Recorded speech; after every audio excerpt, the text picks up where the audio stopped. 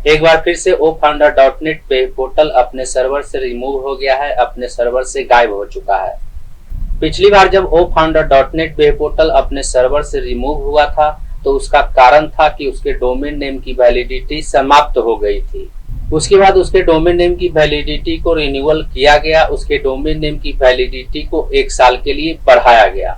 उसके बाद oFounder.net web portal फिर से अपने सर्वर पर वापस आ गया था और oFounder.net वेब पोर्टल का लॉगिन पेज ओपन होने लगा था।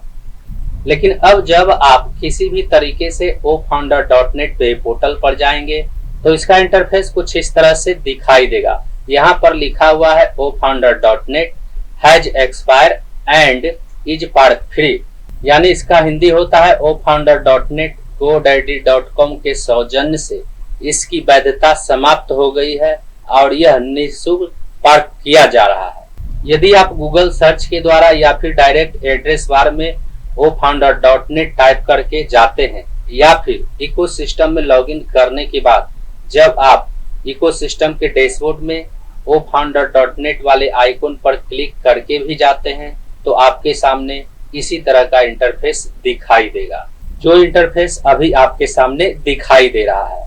तो अब यहाँ पर सबसे बड़ा सवाल यह उत्पन्न हो रहा है कि जब oFounder.net के डोमेन नेम की वैलिडिटी को 1 साल के लिए यानी 2026 तक के लिए बढ़ा दिया गया है तो फिर oFounder.net पर इस तरह का लिखा हुआ क्यों दिखाई देता है। तो आज के इस वीडियो में हम इसी टॉपिक के ऊपर बात करने वाले हैं।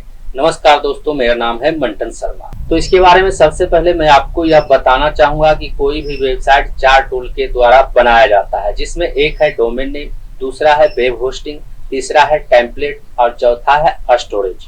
और इन चारों वेब टूल में से यदि कोई भी एक टूल एक्सपायर कर जाता है या फिर उसका स्टोरेज फुल हो जाता है या फिर उसमें किसी तरह का टेक्निकल इशू आ जाता है तो किसी न किसी तरह का एरर वहां पर दिखाई देता है। डोमेन नेम एक्सपायर करने के बाद जो नोटिफिकेशन oFounder.net वेब पोर्टल पर दिखाई देता था वही नोटिफिकेशन अभी वहां पर दिखाई दे रहा है।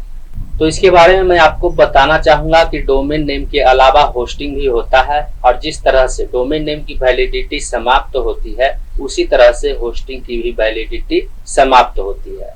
और वेबसाइट क्रिएट करते समय डोमेन नेम और होस्टिंग दोनों को बुक करना होता है, दोनों को वेबसाइट क्रिएट करते समय बुक करना होता है और इन दोनों को एक ही समय या फिर थोड़ा सा आगे पीछे बुक किया जा सकता है। तो इसका मतलब यह है कि डोमेन नेम की वैलिडिटी समाप्त होने के बाद होस्टिंग की भी वैलिडिटी समाप्त हुई होगी। लेकिन डोमेन नेम को तो रिन्यूअल कर दिया गया, लेकिन होस्टिंग को रिन्यूअल नहीं करने की वजह से अब oFounder.net पर इस तरह का नोटिफिकेशन दिखाई देता है। इसलिए इसके बारे में यह कहा जा सकता है कि होस्टिंग की वैलिडिटी समाप्त होने की वजह से oFounder.net वेब पोर्टल अपने सर्वर से गायब हो गया है, अपने सर्वर से रिमूव हो गया है। और जब तक होस्टिंग की वैलिडिटी को बढ़ाया नहीं जाता, होस्टिंग की वैलिडिटी को रिन्यू नहीं किया जाता, तब तक oFounder.net वेब पोर्टल पर इसी तरह का नोटिफिकेशन दिखाई देगा। उम्मीद करता हूं इस वीडियो में दी गई जानकारी को आप अच्छी तरह से समझ गए होंगे। इस वीडियो से संबंधित यदि आपके मन में कोई सवाल है तो आप हमें नीचे कमेंट में पूछ सकते हैं।